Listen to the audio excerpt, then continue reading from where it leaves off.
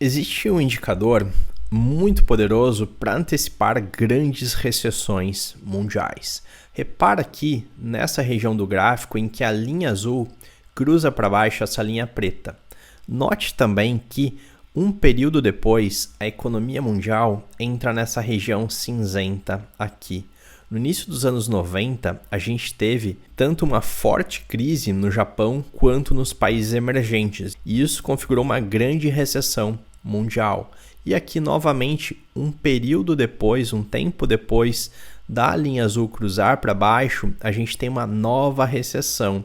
Aqui, no início dos anos 2000, foi quando teve o estouro da bolha.com, crise das empresas de internet. E essa outra recessão aqui, que também igualmente pôde ser antecipada por esse indicador que eu já vou te explicar, foi a crise do subprime, a crise hipotecária nos Estados Unidos. E no momento atual, e logo mais vou te mostrar um outro gráfico que complementa essa visão que a gente está tendo aqui, a gente está caminhando para um período como esses que possivelmente antecede uma recessão. É claro que esse é um indicador, não é algo determinista de que isso vai necessariamente levar a uma recessão. No entanto, esse indicador já se mostrou muito poderoso, com uma capacidade preditiva muito forte. Se a gente estender o gráfico para trás nos últimos 50, 60 anos, as grandes recessões puderam ser antecipadas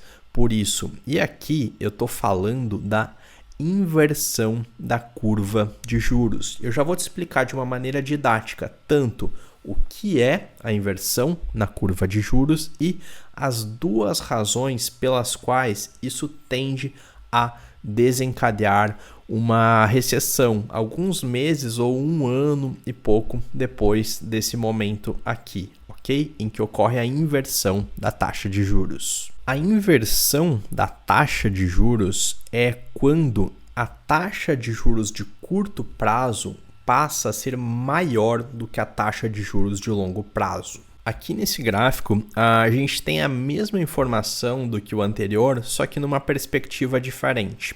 Aqui, nessas linhas compostas pelos candles verdes e vermelhos, a gente tem a taxa de juros, a curva da taxa de juros de 10 anos. E aqui na linha azul, a gente tem a curva da taxa de juros de 2 anos. E repare como essa curva aqui, que é a de curto prazo, se aproxima da de longo prazo.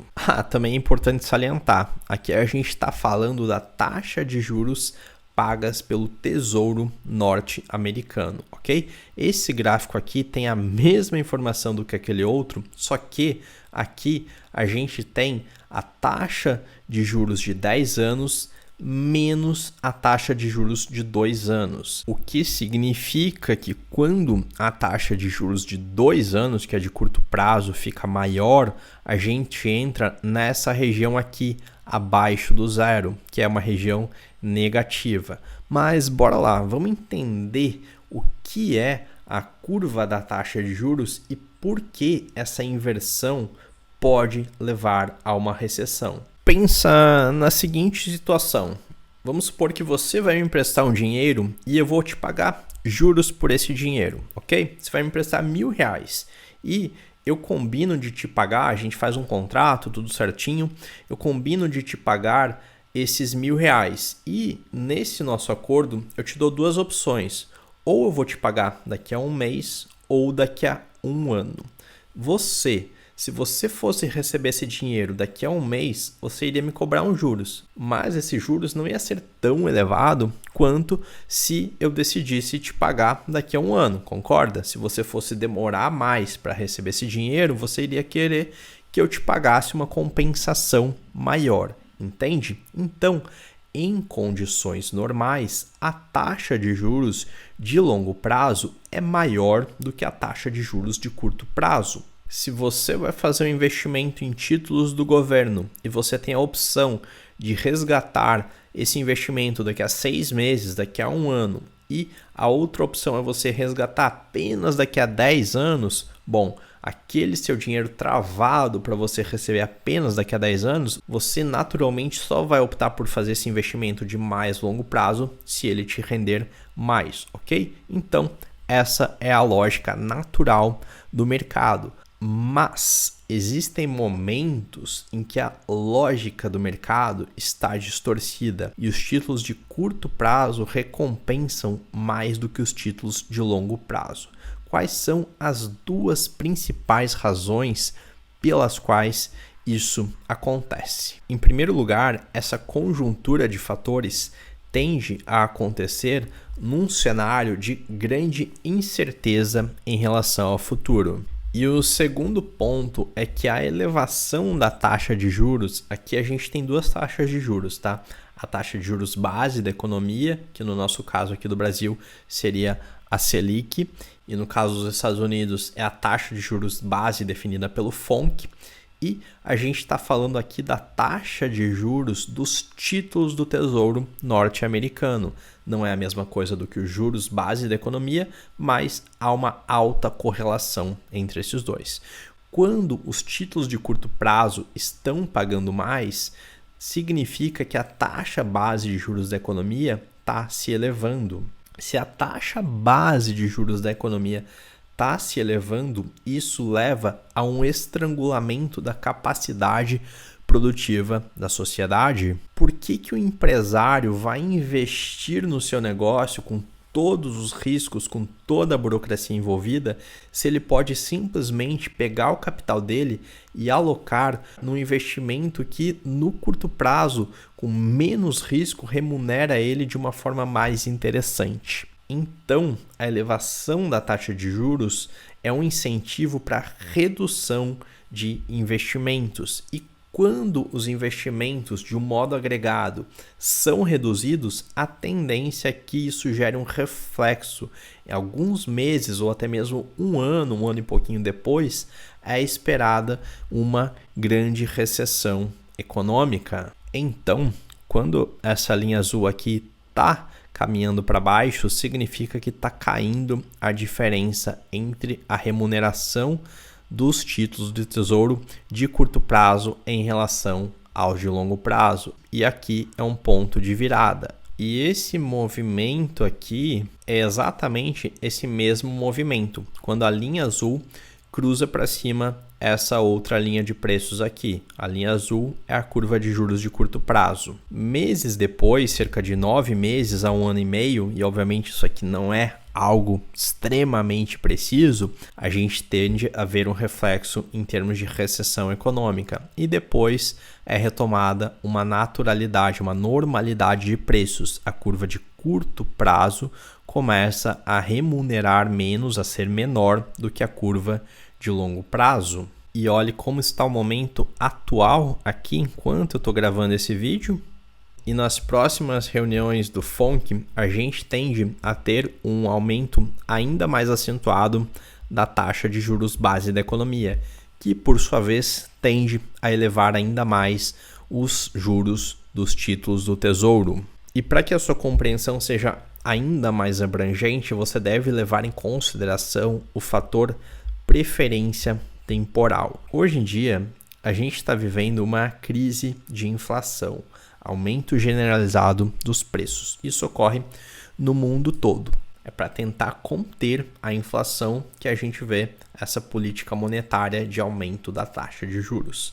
Mas, num cenário de grande inflação, a preferência temporal das pessoas tende a ser distorcida. Se eu tenho a expectativa de que o preço de tudo vai aumentar, por que eu vou poupar o meu dinheiro? Se eu deixar para gastar R$1.000, R$10.000 daqui a um mês, esse R$1.000 ou R$10.000 vão ter um poder de compra menor do que tem hoje. Por isso, há um incentivo para que as pessoas gastem muito no momento presente. Isso acontece num cenário de inflação generalizada. E aqui eu não vou nem entrar na questão de que essa inflação agora que a gente está vivendo em grande parte foi gerada justamente pela política monetária de expansão da base monetária. Nunca foram impressos tantos dólares quanto nos últimos 2 anos, ok? Mas isso aqui é só um parênteses, porque isso aqui daria um vídeo à parte. O fato é que a gente está vivendo uma crise de inflação e nesse cenário inflacionário, do ponto de vista do consumidor, ele vai preferir gastar o máximo possível hoje, porque aquele mesmo dinheiro, se ele poupar 1, 2, 3 meses, daqui a 1, 2, 3 meses, o poder de compra desse dinheiro vai ser menor. Na ótica do empresário, esse aumento de consumo particular também não é positivo, porque o empresário também tem os custos que aumentam com esse cenário de inflação.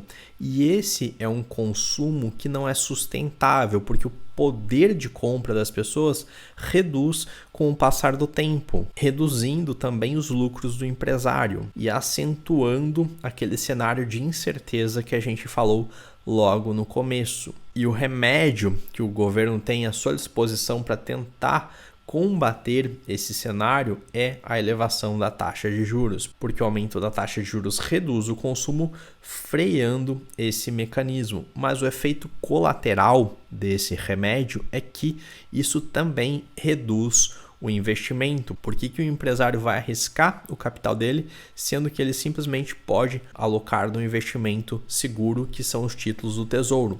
Por que os títulos do Tesouro são seguros? Não é porque os governantes são bonzinhos e eles buscam honrar os seus compromissos com base puramente em honra. Primeiro de tudo, que um calote na dívida ele gera dividendos políticos negativos. Portanto, via de regra, não é do interesse de um governo deixar de honrar os seus compromissos. Mas o ponto principal é que eles têm a máquina de imprimir dinheiro. Então, não é do interesse deles deixar de pagar e eles têm muita facilidade para pagar, porque eles simplesmente podem imprimir mais dinheiro. E aqui eu estou falando do governo num sentido mais amplo, incluindo os bancos centrais.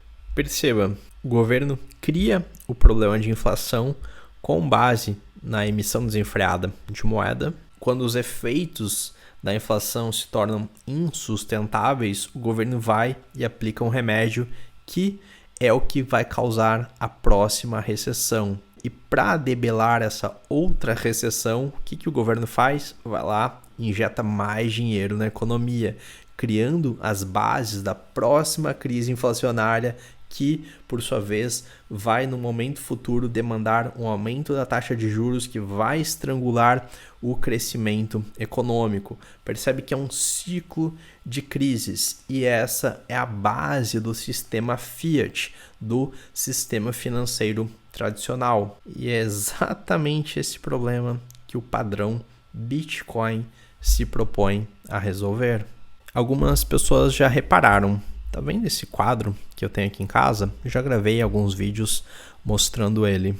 Esse quadro aqui, ele é a capa do The Times do dia 3 de janeiro de 2009, que é exatamente o dia em que o primeiro bloco de Bitcoin foi minerado. E essa manchete aqui, Chancellor on brink of second bailout of banks, ela está inscrita no bloco Gênesis do Bitcoin. E ela é emblemática justamente porque para lidar com essa crise aqui, com essa recessão, qual foi a postura adotada pelos governos? Foi justamente dar dinheiro para os bancos que estavam no centro da crise. Mas agora que você entendeu isso não apenas pontualmente, mas com um horizonte temporal mais amplo, embasado com as teorias econômicas que demonstram que esse ciclo de crises é um ciclo inerente, intrínseco, que faz parte do sistema Fiat, talvez tenha ficado um pouco mais claro para você a importância do Bitcoin. Se você acha que esse vídeo vai ajudar alguém, compartilha com essa pessoa. Um grande abraço e até a próxima.